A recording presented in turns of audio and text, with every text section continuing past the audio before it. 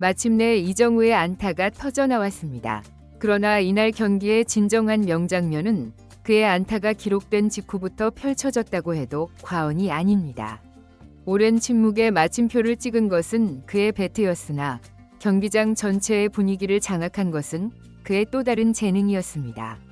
닷새 만에 침묵을 깨고 화려하게 귀환한 바람의 손자 이정우. 그의 상세한 활약상을 발빠른 뉴스에서 지금부터 조명해 보겠습니다. 한국 시각 6월 27일 샌프란시스코의 홈구장 오라클 파크에서 마이애미 말린스와의 시리즈 1차전이 펼쳐졌습니다. 경기 시작 전부터 모든 이들의 관심은 이날 5번 타자 겸 중견수로 선발 출전한 이정우에게 집중되었습니다. 최근 4경기 연속으로 안타를 기록하지 못하며 길고 어두웠던 침묵의 시간을 보내고 있던 그였기에 오늘 경기에서의 반등은 그 어느 때보다 간절했습니다. 과연 이정우는 스스로를 얽매고 있던 기나긴 부진의 굴레에서 벗어날 수 있을까요? 이날 마이애미의 선발 마운드에는 우완 투수 칼 퀀트릴이 올랐습니다. 이정우는 이미 퀀트릴을 상대로 안타를 때려낸 좋은 경험을 가지고 있었습니다. 그리고 이러한 긍정적인 기억은 경기 초반 그의 수비에서부터 자신감 있는 플레이로 나타났습니다. 1회 초 이정우는 안정적인 타구 처리로 팀의 3자 범퇴 이닝에 기여하며 산뜻하게 경기를 출발했습니다. 하지만 상대 선발 투수인 퀀트릴의 초반 기세 또한 만만치 않았습니다. 그는 자이언츠의 막강한 중심 타선을 효과적으로 봉쇄하며 1회 말을 실점 없이 막아냈습니다. 그리고 마이애미가 선취점을 기록하며 0대1로 뒤처진 2회 말. 마침내 이정우가 선두 타자로서 첫 번째 타석에 섰습니다. 오라클 파크를 가득 메운 팬들은 정우 위 이름을 외치며 그에게 뜨거운 응원을 보냈습니다. 하지만 퀀트릴은 초구부터 바깥쪽 코너워크를 통해 집요하게 이정우를 공략했고 결국 2구째 던진 커브에 타이밍을 맞추지 못하면서 중견수 뜬공으로 물러나고 말았습니다. 하지만 이대로 주저앉을 이정우가 아니죠. 4회 말 스코어는 3대0으로 자이언츠가 여전히 끌려가는 상황.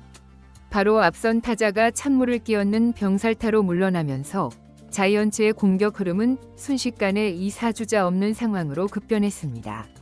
차갑게 식어버린 더그아웃의 분위기를 다시금 뜨겁게 달궈야 하는 임무를 안고 이정우가 다시 한번 타석에 섰습니다.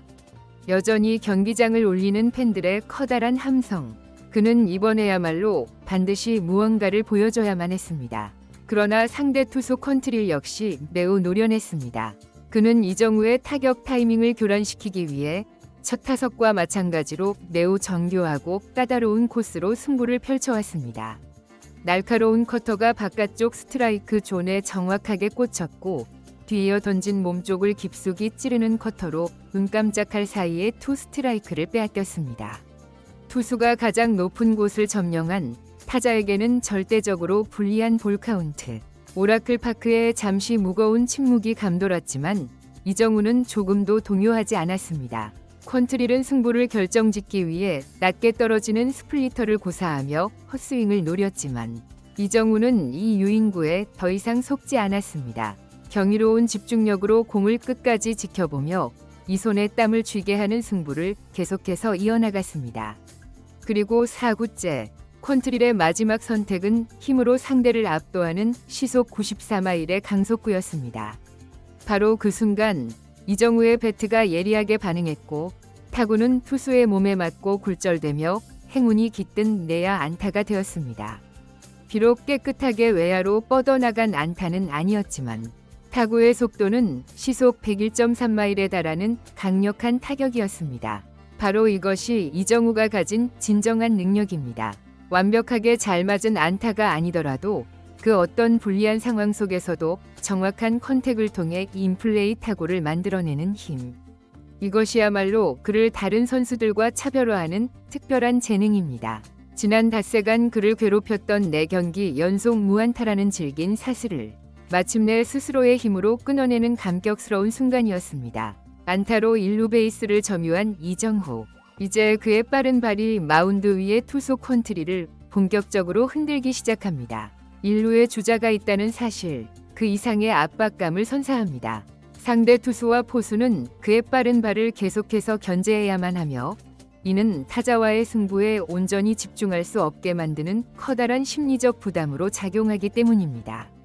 다음 타석에는 윌리 아다메스가 들어섰습니다. 하지만 퀀트릴의 모든 신경은 타석이 아닌 1루 베이스 위에 있는 이정우에게 집중되어 있었습니다. 이정우의 폭발적인 스피드와 예측 불가능한 주루 플레이는 이미 리그의 모든 팀에게 요주의 경계 대상으로 깊이 각인되어 있었죠. 퀀트릴은 이정우의 도루를 막기 위해 집요하게 1루로 견제구를 던졌습니다. 타자와의 수싸움보다 1루 주자를 묶어두는데 모든 정신이 팔려있는 상황. 바로 이 심리적 불안감이 결국 치명적인 균열을 낳았습니다. 어딘가 초조해 보였던 퀀트릴의 견제구는 결국 포수 뒤로 빠지는 큰 실책으로 이어지고 맙니다. 그 찰나의 순간을 이정우는 결코 놓치지 않고 2루를 향해 질주했습니다. 안타로 공격의 포문을 연 이정우. 이번에는 상대의 허점을 파고드는 놀라운 집중력과 동물적인 주루 감각으로 스스로 득점 찬스를 만들어냈습니다. 비록 후속 타자인 아다메스가 뜬공으로 물러나 득점까지 이어지지는 못했지만 이번 타석에서 그는 안타와 영리한 주루까지 공격수로서 보여줄 수 있는 거의 모든 것을 보여준 완벽한 순간이었습니다. 그런데 더욱 놀라운 사실은 이정우의 진가는 여기서 그치지 않았다는 점입니다. 스코어 4대0, 9회 말 패배의 그림자가 짙게 드리워진 자이언츠에게 남겨진 마지막 공격 기회. 더그아웃의 모든 선수들이 간절한 염원을 담아 그라운드를 응시하는 가운데 추격의 선봉이라는 막중한 책임을 안고 이정우가 타석에 섰습니다. 상대는 말린스의 수호신 켈빈 포셰이. 이제부터는 공 하나, 스윙 하나에 경기의 운명이 달려 있습니다. 마음이 급한 쪽은 단연 자이언츠의 타자들이었습니다. 포셰이는 이러한 타자들의 심리를 교묘하게 역이용하고자 합니다.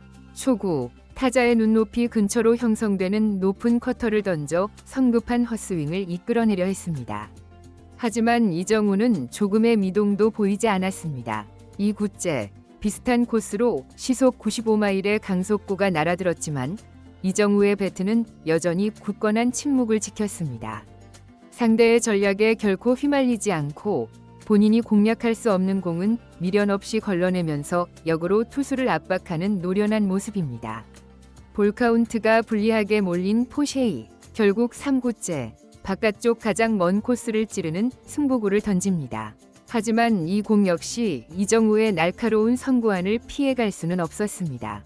마침내 4구째, 포셰이의 제구가 완전히 무너지며 몸쪽 낮은 코스로 커터가 들어오자 이정우는 방망이를 휘두를 필요도 없이 1루로 걸어나갔습니다. 결과는 스트레이트 볼넷. 비록 시원한 안타는 아니었지만 팀이 그토록 원했던 출루라는 값진 결과물을 만들어낸 의미 있는 순간이었습니다. 꺼져가던 마지막 역전의 희망을 되살려내는 이정우. 하지만 너무나도 안타깝게 그의 뒤를 이은 후속 타선이 삼진과 병살타로 힘없이 물러나면서 경기는 그대로 자이언츠의 패배로 막을 내리고 말았습니다. 팀의 패배는 분명 뼈아팠지만 이날 이정우는 그 속에서 분명 귀중한 수확을 거두었습니다. 길고 답답했던 부진의 터널을 자신의 가장 큰 무기인 정교한 컨택과 지능적인 주루 플레이라는 두 가지 능력으로 정면 돌파했기 때문입니다. 비록 팬들이 기대했던 화려한 장타는 나오지 않았을지라도 오늘 경기에서 보여준 이정우다운 모습은 그가 다시금 자신만의 타격 리듬을 되찾고 있다는 매우 긍정적인 신호일 것입니다. 그렇기 때문에 우리는 그의 내일 경기가 더욱더 기다려지는 것이겠죠.